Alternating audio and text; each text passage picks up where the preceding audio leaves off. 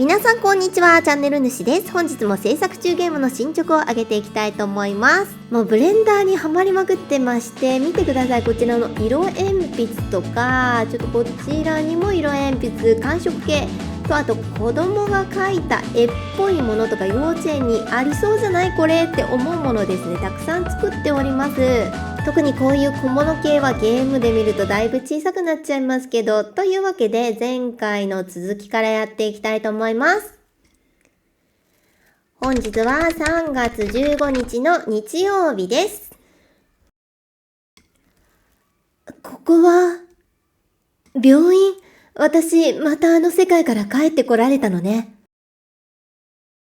バランタン夫人。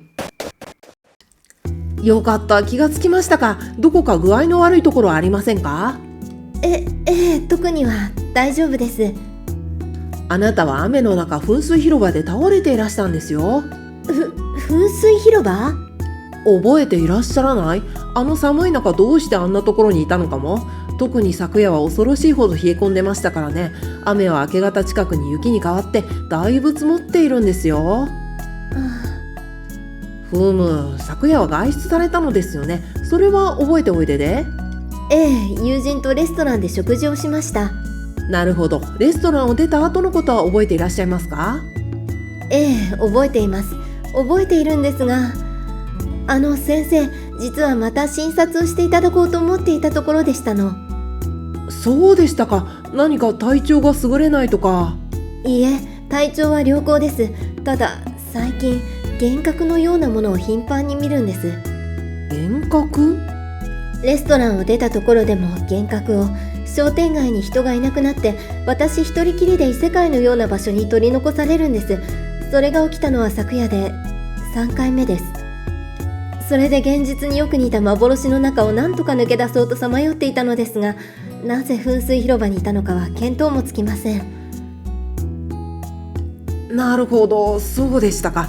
ただ前回検査をした時には脳に異常は見られませんでしたし、精神的な問題かもしれません。精神的な？隣町の精神科医宛てに紹介状を書いておきますので、なるべく早くかかってみることをお勧めします。とはいえ今日はもう少しこちらでお休みください。雪ももうじき止むと思いますので。わかりました。ところで先生、どうして私はここに？そうでした。ホテルに滞在している男性が噴水広場で倒れている婦人を見つけて、ここまで運んできてくださったんですよ。ホテルの滞在客？その方ってもしかして黒いフード付きのコートを着た方でしたか？そうです。見た目は怪しいですが、そんなに悪い男じゃありません。ちょっと軽はずみなところがあるというか、変わり者みたいですね。先生はその方をご存知なんですね。ぜひ助けていただいたお礼をしたいんですが。いや、私も一度紹介されただけでして、連絡先などは彼に会ったらあなたが感謝していたと伝えておきます。日中はお連れ合いの方が忙しいんだそうで、あの人はここら辺一帯を歩き回ってるんです。そうでしたか。ではよろしくお願いします。それではお茶でも持ってきますかね。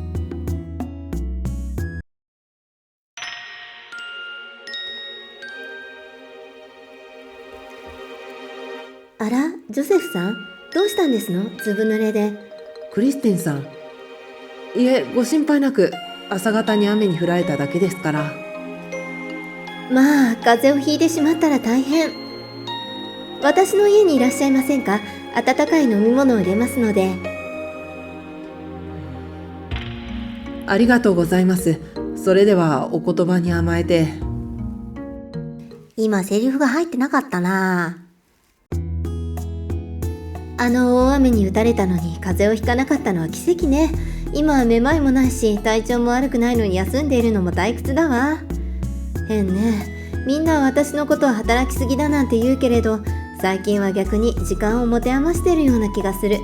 子供たちが大きくなって手がかからなくなったというのもあるけれど、何かしらこの感じ。ママ、ちゃんと休んでる？アメリア、おかげでずいぶん体調も良くなったわ。ありがとう。お友達はみんな帰ったの？シモーヌとリンダには泊まってもらったけど2人とも朝ごはんを食べたら帰ったよ。それにしてもママ、帰ってこないからグレース先生のところに泊めてもらうことにしたのかとばかり思ってたのに。まさか噴水広場で雨の中倒れていたなんて。ママの具合が悪いのにパーティーなんてやってる場合じゃなかったわね。アメリア、どうか気にしないでちょうだい。あなたのせいでは全くないのよ。ごめんなさいね、心配かけたりして。ママ、スカイラーさんって方が来たよ。幼稚園に通っているお子さんのことでちょっと話がしたいんだって。ちょっとレジス、ママは今日一日はしっかり休まないといけないんだから、お客さんを通さないでって言ったでしょ。でもどうしてもって言うから。まあ、スカイラー夫人、ありがとうレジス。ちょうどママもお話ししないといけないことがあったのよ。もうママってば。大丈夫よアメリア、ママは熱もないし、すこぶる体調はいいんだから。ほんと、ママってば案外丈夫なのよね。見た目には普通のおばさんにしか見えないのに。ママはこれでも見た目も赤いってしょっちゅう言われるんです。スカイラー夫人はダイニングにお通ししたのよね。ありがとう。すぐに身支度を整えるわ。あと2人ともママのことは心配せずに遊びに行ってきてもいいのよ。いいお天気だし、今なら雪も少し残ってるわ。もう雪なんかで喜ぶ年頃じゃないんだけどね。まあ3月に降る雪っていうのも珍しいし、ちょっと散歩してくるわ。せっかくだからカメラ持っていこうかな。いい写真が撮れるかも。アメリアちゃんが残っているのはセーブです。セーブをさせてくれる。私も行こうっと言っていなくなります。こちらの本棚にはスフィアドラゴンの絵本、今のところ6冊見つけたわということで、どんどん増えていきますね。で、こちらの2階の廊下には何にもないんですが、レジスの部屋に入ってみると、こちらにもですね、鉛筆を置いてみました。やっぱり小さいですね。ブレンダーでこういう小物を作るのは楽しいんですが、もうかなり小さくなってしまいますので、逆にクオリティとか割と低くてもいいんじゃないかと思ってきた今日この頃で、降りるとティモテのお母さんがいます。ベティ先生、お休みのところ突然伺ったりして申し訳ありません。いいえ、とんでもない。私の方でもお話をお聞きしたいと思っておりましたので、ちょうどよかったですわ。ティモテとオスマンさんのお宅のサミュエルのことですよね。昨夜たまたま耳にする機会がありまして。おっしゃる通りですわ。ティモテが今年の初め頃に行われたある催しの時に知り合ったサミュエルに大変懐いていて。まあ催しですか。それはどういったものだったんでしょう。子供たち向けのイベントをどなたか企画されたんでしょうか。そこで2人は仲良くなったんですね。いいえ、イベントは子供を持つ親向けのお茶会だったんです。おしゃれなティーセットが用意されたりしていて、とても素敵な会でした。その間、子供たちはある方に面倒を見ていただくことになって。なるほど、ベビーシッターさんを雇われたんですね。親御さん向けのイベントでしたら、それはいい考えですね。まあ、そのようなものです。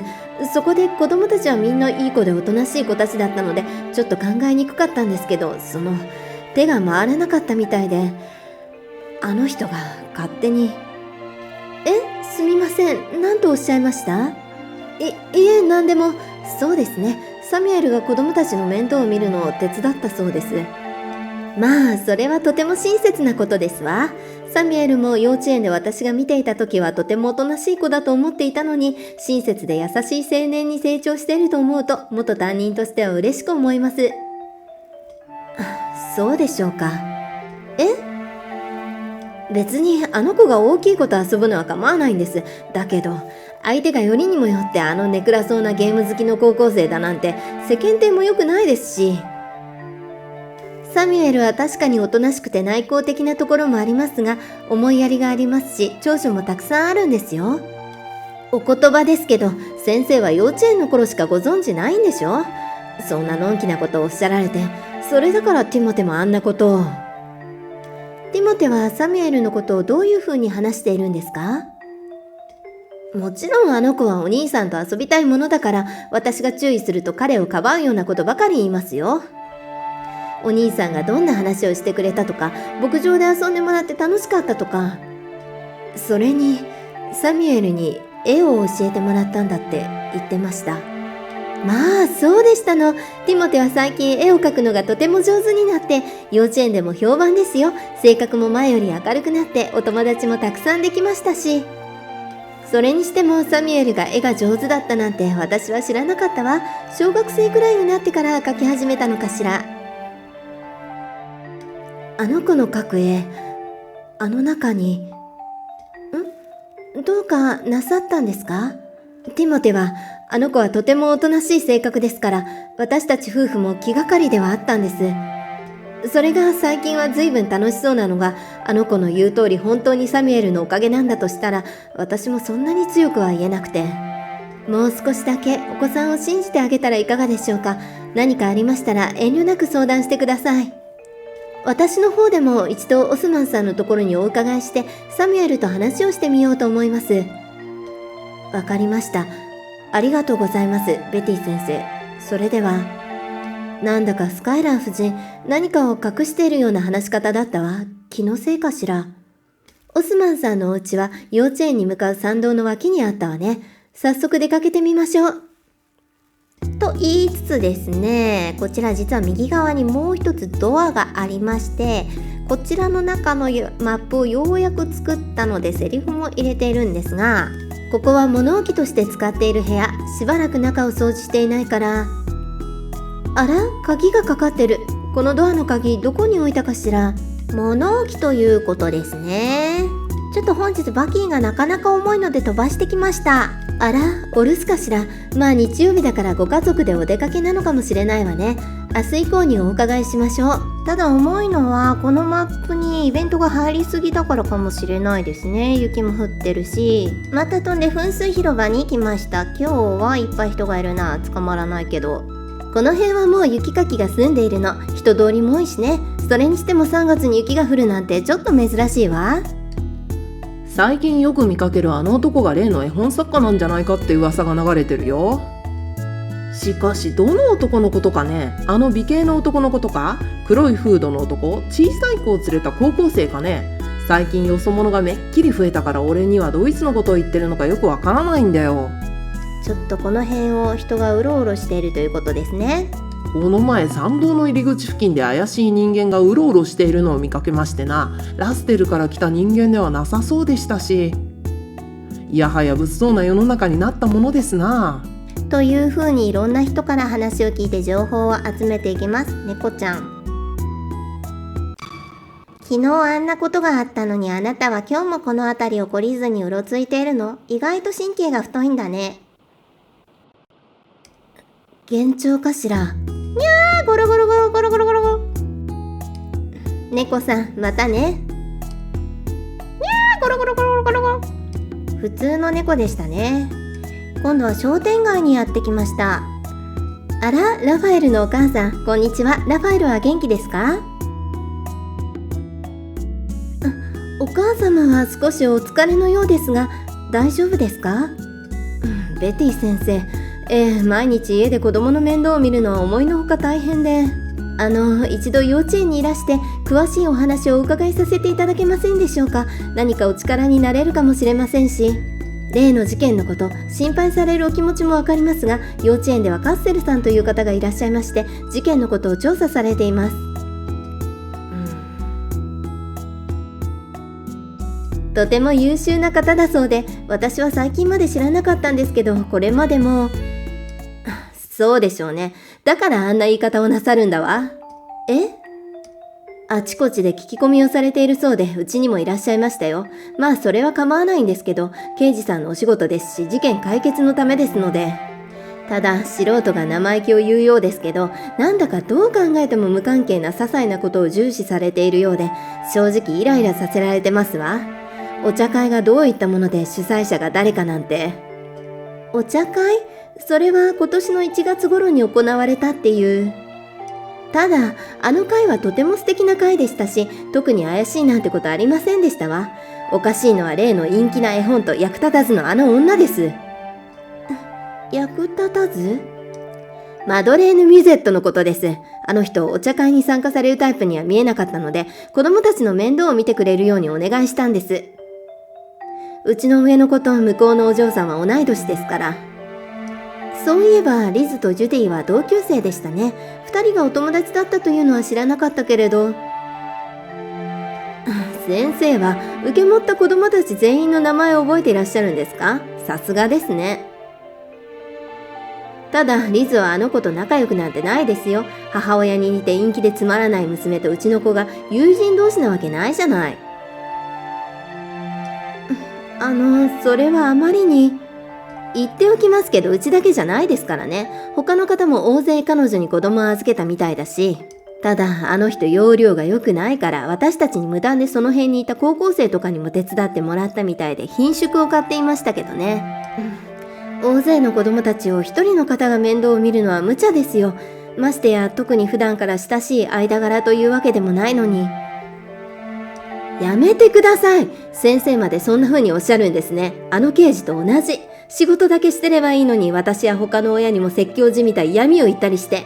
子供がいくらいい子でおとなしいと言っても何人かで集まればいさかいが起きることもあるし、ましてや親しくもない他人に都合よく押し付けて文句ばかり言うのは筋違いだとか、そもそもそういった場合にはきちんとお金を払ってプロを雇うべきじゃないかとか、そんなの事件とは一切関係ないじゃない。あの人に何がわかるっていうの？とにかくあの日からうちの子はだんだん不安定になっていったのよ。全部あの人のせいよ、マドレーヌ・ミュゼットの。落ち着いてください。取り乱したりしてごめんなさいね。なんせ疲れているんですよ。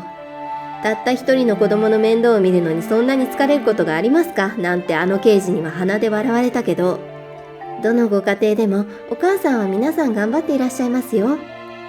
それじゃあ先生、さようなら。きっとさっきティモテのお母さんが何度か言いよどむことがあったのもこの件があったからなのね。ミュゼット夫人、オスマンさんにお会いする前にカッセル刑事にお会いしておいた方が良さそうだわ。帰る前に警察署に寄ってみましょう。この平和そうな村にもいろいろと問題がありそうです。ベティ先生、今日もお元気そうで何よりですな。ええ、おかげさまで。私が噴水広場で倒れていたことは知られていないみたい。よかった。セーブさせてくれるおじさん、さっきはいなかったのにどこから出てきたんだ？噂の未成年の件で新たなニュースですよ。彼はいつも一冊の本を持ち歩いてまして、赤い装丁の不気味な表紙の本なんですけど、あれはスフィアドラゴン5巻の初版本だってことが判明したんです。初版本が発売後1ヶ月経ってから発売された第2版からは青い装丁の本に戻されたので、赤い装丁の初版本は今はものすごいプレミアがついてるらしいですよ。人気作家ですからね。そんな希少なプレミア本を持っているなんて、まさか彼が。この人クリスティンが好きみたいなこと言っといて、実はジョセフの追っかけってこともあり得る。